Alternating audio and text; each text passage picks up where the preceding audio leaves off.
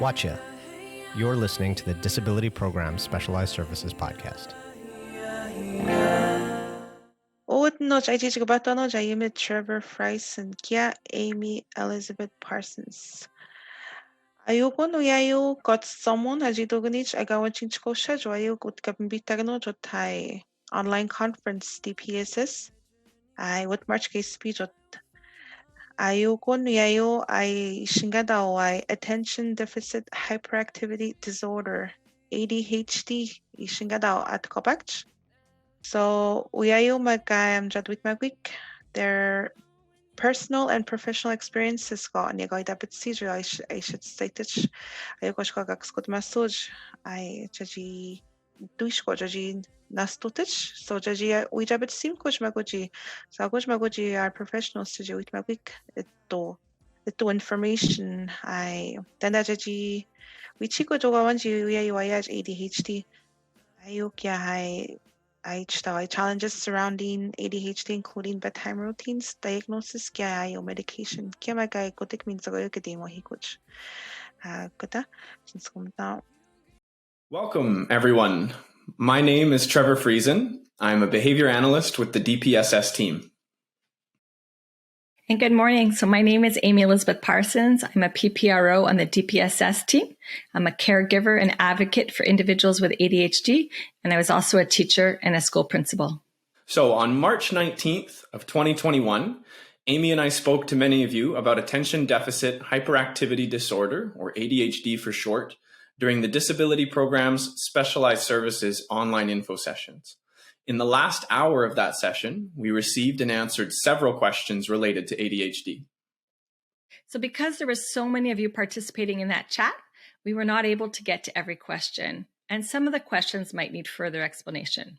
So we're recording this conversation today in hopes that by listening to it or watching this video, you'll be left with a little bit more information. If at the end of this, you are unable to find the answers that you're looking for by watching this video or by listening to this recording, you will be able to find more information by following any of the links that we'll include in the description box of this recording. Okay, so let's get started. One of the major themes that came out of our question and answer period for our ADHD discussion was the use of medication. So let's start there. That's right. And some of these questions were things like, how do I know if my child needs it? How long does it take for medication to work? And some of the questions were about the possible side effects, things like lowered appetite and trouble sleeping. So it's important to start the conversation by reminding our listeners that medication is only one part of an intervention plan and should always be combined with other strategies like social skill development. So that would mean turn taking, friend making, managing emotions, and building strategies to help in the area of executive functions. Those are things that are difficult for individuals with ADHD. We also know that exercise and sleep need to be a part of any plan. That's right. So for anyone who's maybe a little bit late and has stumbled onto this discussion, and maybe this is the first time that you've joined us, today we are talking about attention deficit hyperactivity disorder, or ADHD. As mentioned in our podcast, simply put, ADHD is a disorder where the chemical messengers in the brain called neurotransmitters may not work properly. So two of the neurotransmitters involved with ADHD are dopamine and norepinephrine. That's a real mouthful. That's right. Dopamine, norepinephrine. That's right. So some of these medications have an effect on those messengers in the brain. Can you tell me a little bit more about that? Sure. So scientific research suggests that stimulants like Vivance work by changing the levels of dopamine in the brain. Then there's another category of medication, which is called non-stimulants. And one example of that is a medication called Strattera. And that medication works with norepinephrine. Right. Okay. So basically, and this is just my basic knowledge, dopamine is like a feel-good messenger in the brain, and norepinephrine is the messenger that's related to attention and focus. And so when these levels of these messengers in the brain are low, that might be when you start to see some of the symptoms of ADHD. Which begs an answer to the next question, Aimee. If those levels of dopamine and norepinephrine are low, what time of day should you take your medication? This was a question that we got as well. Yeah, so Again, we have to look at the category of medication that your doctor has chosen with you. So stimulant medication typically starts to work within an hour and it wears off within a set time frame. So some of those medications might last for 4 hours, some of them 6, and some of them 8. Then the other category, so non-stimulant, that's a medication that needs to build up over time in the body. So actually over several weeks. So it tends to work best if you take it at the same time every day. So to answer the question that most often individuals take their medication at a time when it is most needed to help them manage their challenges with ADHD. So for school-age children, taking a stimulant medication, it would be best to take it 1 hour before the journey to school begins. Okay, so I just want to make sure that it's really clear. So it sounds like in those cases where the person will take their medication well before they actually want to feel the effects. That's the idea. Although I imagine that each individual case might be slightly different. So that would still be an important question to ask your health team. Correct. Good stuff. I'm on it. Okay, so speaking about effects, let's get back to that question about side effects. So what about the side effects, the possible side effects? The side effects that are most often talked about is a loss of appetite, which means not being hungry. Also, things like tummy aches and difficulty sleeping and feeling like a zombie or having a loss of personality. These were some of the concerns that were people expressed during our question and answer period as well. What would you tell them about that? So to start with the answer to that question, actually even to talk about medication in general, medication is really a journey. It's because your health team and you really need to find the right type of medication and the correct dose. And that rarely happens the first time you take a medication. So it really is working together to find what is right for you. And some of the side effects an individual may need to learn to work around. So if I look at loss of appetite, for example, this can be worked on by starting the day with a big healthy breakfast. And then during the day, there's that loss of appetite because we're on medication. And then we supplement in the evening with a good dinner if the appetite's back, and if not, with snacks before bed. And this can help to make up for not eating as much at lunch. When it comes to tummy aches, though, and people saying that they feel like a zombie or their child or themselves, their personality has been affected, that's really important to talk to your healthcare team because that's a sign that perhaps you're not on the right medication or not on the correct dose. This does not mean, however, that all medication doesn't work. It just means you have to go back on that journey with your team and figure out what is right for you. So, Trevor, I talked a lot about medication. But one of our questions was, how can you help someone if they're not taking medication? Right. Okay. So for somebody who maybe is not on that journey yet or is not going to be towards medication, how can we help them out now? So if you remember from our presentation, we talked about the right medication for somebody being a little bit like putting on a pair of glasses. The right medication does not necessarily make ADHD symptoms less challenging, but it may make it easier for the person to use the supports and the strategies that they have in place to work around those challenges. So me, for example, I wear contact lenses so that I can see. If I don't have them in, my vision is pretty blurry and I find it difficult to do the things that I already know how to do pretty well. So for example, it's difficult for me to drive a car if I'm not wearing my contact lenses. It's even difficult for me to walk around a dim room. I might be walking into furniture. And I don't even feel comfortable going for a run outside on a bright day if I'm not wearing my contact lenses to make my vision better. So that's the idea. The medication is kind of like a pair of glasses. Without them, you can do the things, but it's a bit tougher. With the right medication, with the right glasses, it might make it a little bit easier to do those things that you already know how to do.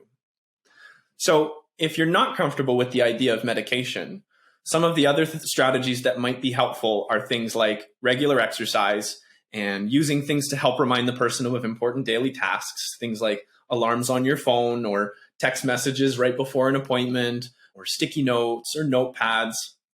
And this is just my personal experience with using some of these kinds of strategies. I myself don't have ADHD, so my experience with them is not going to be comparable. But what I have found useful when using things like regular exercise to focus is making sure that the exercise happens right before the thing that I need to focus on.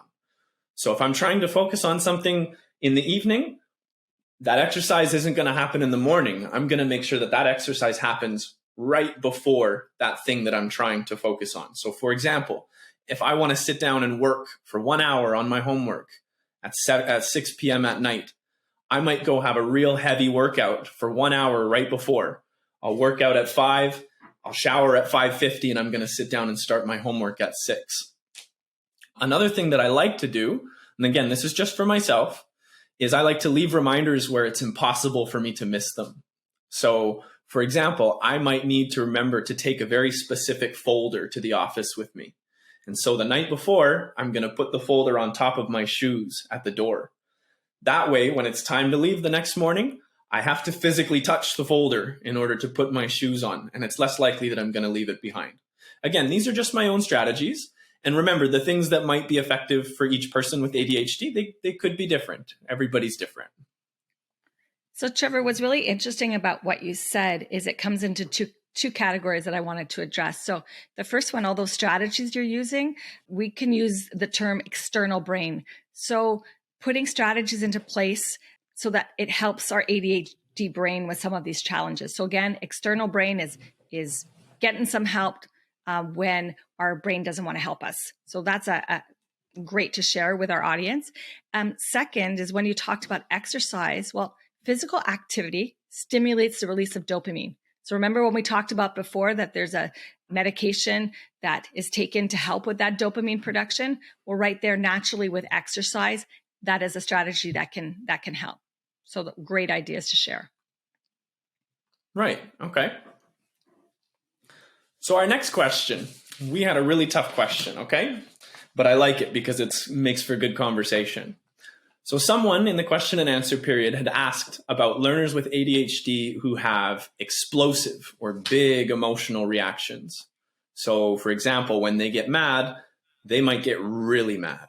Or maybe when they get sad, they get really sad. Or when they get scared, they might shut down completely, or maybe even completely remove themselves from that situation. So the question was, for someone who's having these big reactions, what are some things that we can do to help?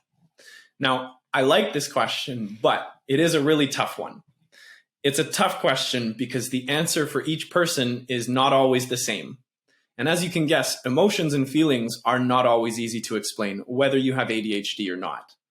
So in trying to answer this question, we are forced to become detectives on top of all of our other responsibilities as parents, as students, as teachers, as professionals, and as caregivers. So Aimee, I think you'll agree that usually our first approach is that we're going to try and start with prevention. So prevention means, what can I do to help make this big emotion smaller before it even happens? So remember when I said we're going to put on our detective hats, we're going to try and figure out what can I do to help make this big emotion smaller before it even happens. So in order to try to start building a plan, we need to figure out why the individual is reacting the way that they are. Is it anxiety, right? They might be thinking to themselves, I don't know what's next. That makes me feel anxious. Is it impulsivity, right? So are they reacting to someone or something that's around them? Is it embarrassment because the person doesn't understand what to do? They don't have the skill or the understanding of what they're supposed to be doing.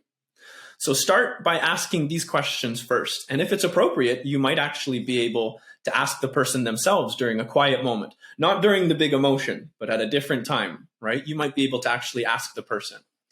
You may Trevor, begin to find some of the, yeah.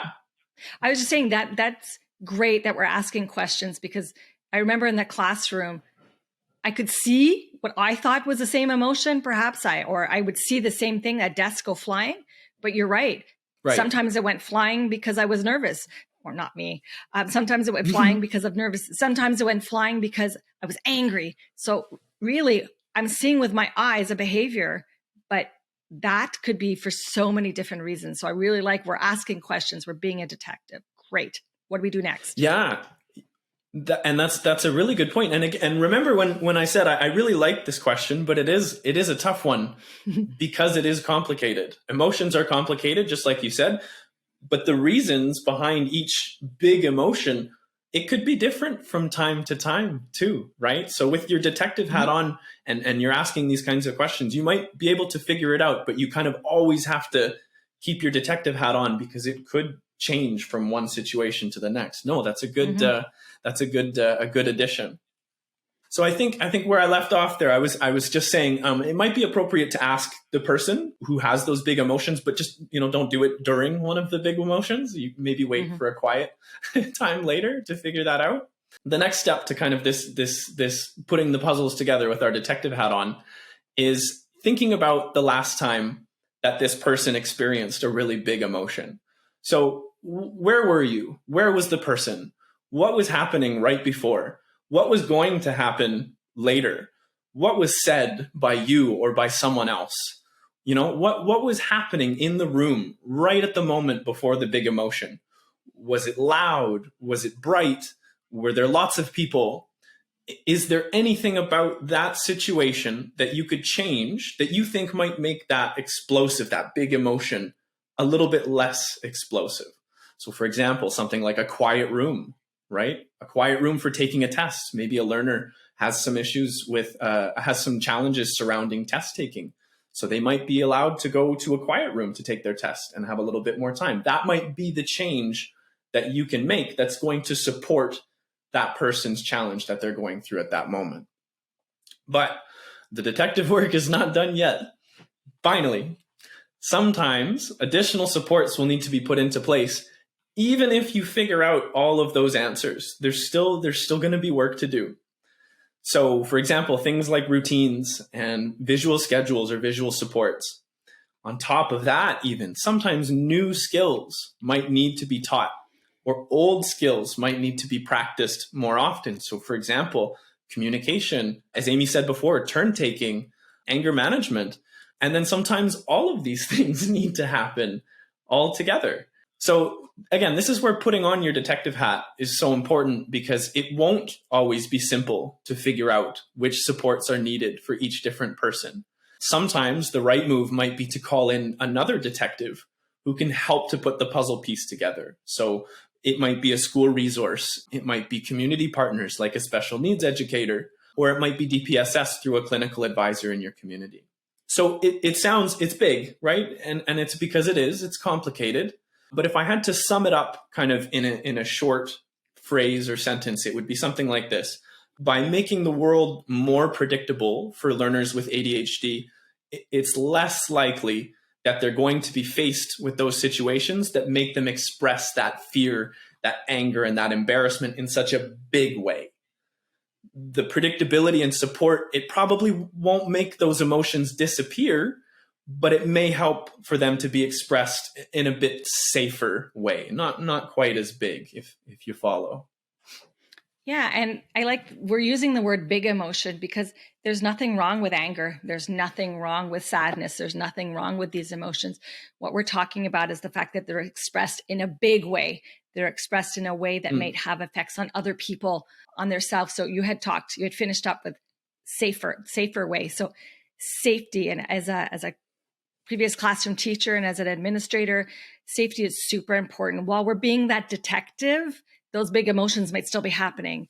And sometimes we're unsuccessful in preventing big emotions from happening. And once it's in motion, it's happening. So it's not time to be necessarily detective, right? And you had said not asking. And we really need to make sure that you as the adult and caregiver are safe, that those around seeing the emotion or experiencing it are safe. And also the person showing the big emotion is safe. Prevention will come next time. So in that moment, you've moved into how can I keep everybody safe? Once that big emotion is over, it's time for cleanup, for lack of a better word. And what I mean by that is when the time is right and the individual is back in the just right zone. So our colleagues have talked a lot about that, feeling just right. So I'm ready now for talking. I'm ready for doing. That's when it's time to figure out and acknowledge what happened and to repair anything that's broken. So whether that's sometimes cleaning up the physical mess or rebuilding relationships. So that's really important to talk about the cleanup afterwards. Right. And something that I really want to emphasize that you just said, when the time is right. So I think we agree that the time is not right during the big emotion. That's a pretty hard and fast rule. It may be not right after the big emotion. It might have a big explosion and the person has come down. It might still not be the right time. And it may be not even the right time that evening.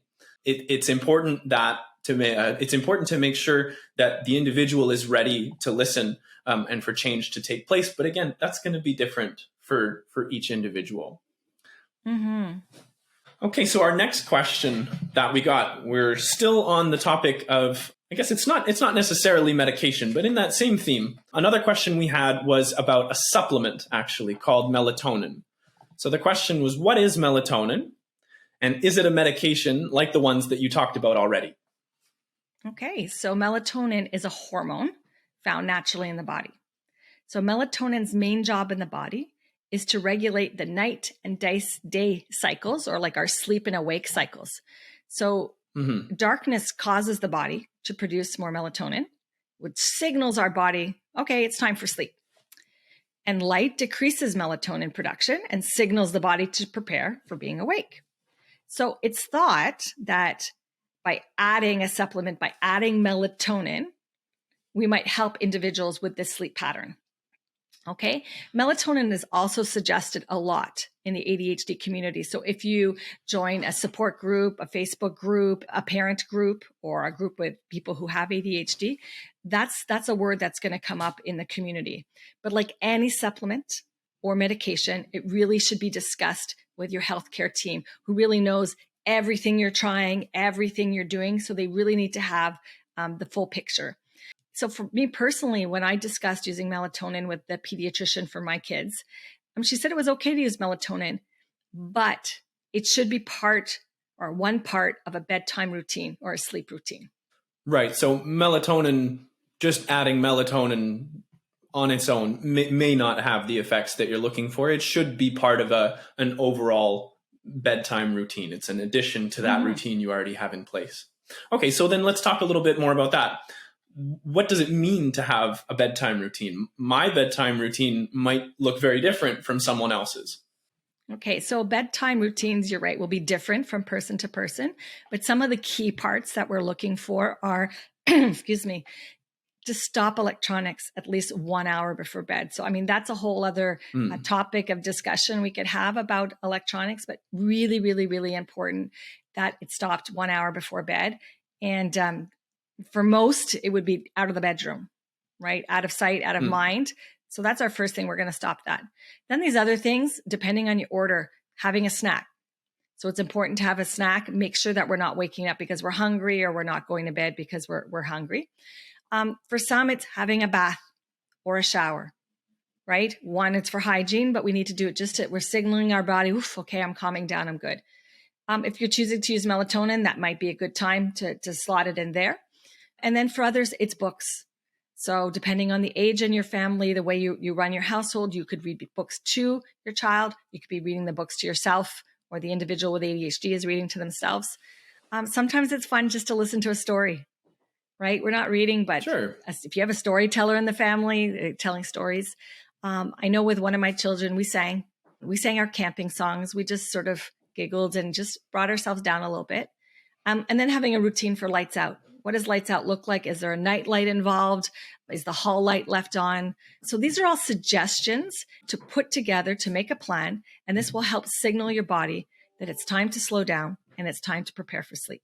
So I know I said before that maybe my bedtime routine might be very different from someone else's, but Aimee, like this was pretty much my bedtime routine when I was a kid. These key points here. The snack, I'd have an apple, we'd have a hot bath or a hot shower, and then a book, a story, and then lights out. And that was the routine every night when I was a kid. But as I said before, your bedtime routine might not look exactly like this, right? But your bedtime routine should be the same every time. That's what a routine is. So whatever your bedtime routine ends up being, try to make a routine that's realistic for your family and for your reality, and then do your best to follow it every night. It will probably take time before you notice any changes. So don't give up after 1 or 2. Give it a good length of time where you're trying to put this routine in place. Yeah, and it's really important at first to either have it written up and agreed upon if your child can read, or if it's for yourself, you're writing yourself a list that we talked about in our podcast, or to have a visual schedule for those who might need it expressed in a different way. And again, if you want hints on how to do those things, it'll be in our show notes and on our website for you to help you through that process. But it would be really important, as Trevor said, to try it, to follow it the best you can, follow it regularly, have it either written out or have it in pictures ready to follow. Perfect. Yeah. Okay, so the last question, we've come to the last one for today, and it's a good one. They're all good, but this one's a good one, I think, to end on. So the final question that we're going to dig into today, it was, how should you tell a child that they have ADHD? I'll tell you front and center, I don't have the answer. This is another tough one. For me personally, on one hand, I might like to know that there is a reason why certain things are more challenging for me, and it's not my fault. But again, everybody's different. So Aimee, what would you say to that question? You're right. Everybody is different, and it is a personal choice. But it is really, really, really important to remove stigma and shame, right? We love the person. We love everything about them. And if that happens to have ADHD in there, that's what's there. That's the package that we love. So it's really, really important to remove stigma and shame. The recommendation out there is really to be honest and use age-appropriate words when explaining a diagnosis. So I know in our house, how we explained it at 7 years old is not what the kids have come to know at 15 years old, right? Their understanding of it has grown. And one of the reasons it's grown, I think, is whenever possible, have your children or the individual with ADHD to participate in the discussions, to learn about what's going on. And now that I'm saying that, if you're an adult with ADHD, it would be important that your partner, your girlfriend, your boyfriend, other family members, someone you trust, is also part of that conversation and grows and learns with you. There's also really good books out there available to explain ADHD. I have a few here. One of the ones that's often presented, again, it'll be in our show notes, is My Brain Needs Glasses. So that's where we get the story from about the glasses. And this is a really good explanation written by a doctor to explain ADHD. There's also a lot of storybooks involving characters with ADHD. Again, mine are French because that's just what one of my children were reading. But in these books, there's a character, a young boy, who goes through different challenges. And they're funny, they're great. And it talks about the challenges and how we overcome them. So like making friends, impulsivity. So that's really fun for them to read stories of people that they can sort of connect with. And one of the other strategies that was shared with me right at the beginning when I was going through this process was finding people that our children admire, whether it's someone in the family who has ADHD, how they've come in their life, what they're doing as a profession, as a passion. There's many sports heroes. If your child or you personally are into sports that have ADHD, and learning about their story, or famous actors.